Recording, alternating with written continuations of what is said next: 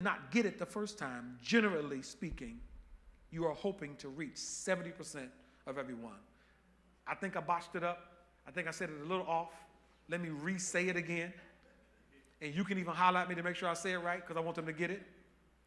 First hearing registers with approximately 1 out of 5 hearers, which means 1 out of 5 of the hearers are going to get it. Woo! I know last Sunday we was packed in here, but look at your neighbor and say, I'm about to be that one. Yeah, 1 out of 5. You check your roll. 1 out of 5 hearers get it. But this largely depends on the individual's ability to internalize what they have heard. Right, James? Secondly, hearing. 20% of the people who did not get it the first time, generally speaking, you are hoping to reach 70% of everyone. Which means once you said it once, you say it again to hopefully get 70%. Is that what I'm saying? To hope to get 40%. You're hoping if you repeat it once, you repeat it again, you're hoping to get at least 40% of the 100 percentile to get it. Which means getting it ain't as easy as people think it is. But it's frustrating to the teacher. It's frustrating to the lecturer. I taught y'all a word, it was called yara. You have different words for instructions or teaching. Teaching, one of the Hebrew words says Torah. You know that's the first 5 books. Torah, it means instructions or information.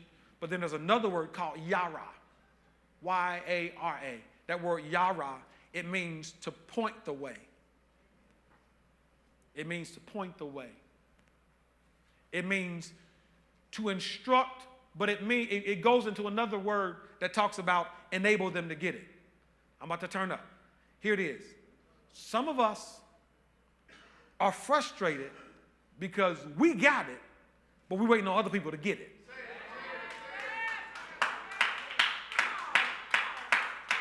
And I'm going to say something that's probably not going to be good, Lisa, to say. Bruh, it's not going to be good to say, but I'm going to say it.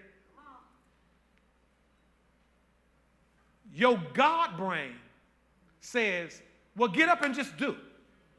But your church brain says, wait on them.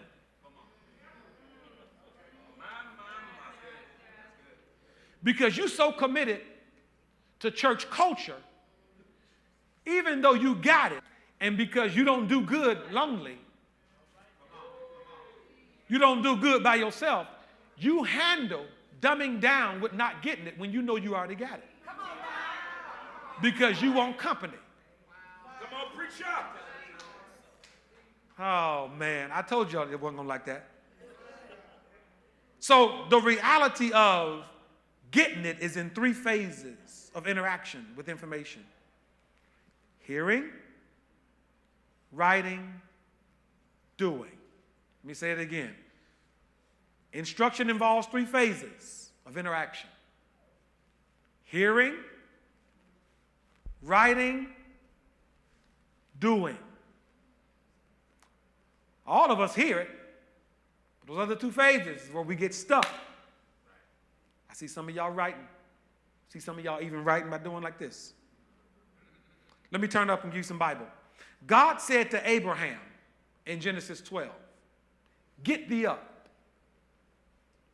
Abraham wasn't sitting down when God said that. It wasn't about to his posture. It was where he was in the land of Ur, the Chaldeans, stuck in their culture, worshiping those gods, connected to family. Let me let y'all know something. If you study out Abram's life, Abram come from good stock. Abram and them were financially blessed. They were very, very prosperous people. He wasn't no broke person trying to find a way out. It took a whole lot for him to walk away. Some folk don't get up because what they're in is comfortable. Their future is set if they stay right here. But when God tells you to get up, if I don't preach to nobody, I'm going to preach to myself. 12 years ago, God told me to get up, and I was living good, making some good money, had some good plans, had some good dreams. But he said, get up and started church in Cincinnati. I said, now there's a Jonathan Nelson, there's a Jonathan Slocum. John McReynolds wasn't doing what he's doing at that time, but there's a Jonathan coming. There's a lot of Jonathans. You can't be talking to me. Talking to your future. Do me a favor. Just hit your neighbor and tell him, get thee up. Because when he said, get thee up, hear me, it was a paganistic principle that Abraham was postured in. Abraham's posture in his position was paganistic principles. And God wanted to change him, so he had to get him to get out. So before you can get it, you got to get out. Wow. That's why some of us can't really get up, because we still in. You got to get out. Then you got to get it before you can move to the stage of getting up. Get out means get my mindset together. I want to coin a phrase, statement, Crowley, it may not even be a good phrase. It's called upper class thinkers. Because we know about upper class, middle class, lower class. Sometimes we put that when it comes to conditions and money. But some of you all may be financially put in the bracket of lower class, but you're still an upper class thinker. Circumstantially, you're financially down here. But from a prophetic standpoint, you think up here. And sometimes it's frustrating for you to be here, but thinking here. Because if you just had the resources to go to where your mind is, you wouldn't be living like you live. But even sometimes while you sitting up here eating that bologna, bologna, fried up in the pan, you're like, this is the best filet mignon. This is the best filet mignon I've ever had in my life. Y'all ain't saying nothing. You sitting there at Waffle House saying, this is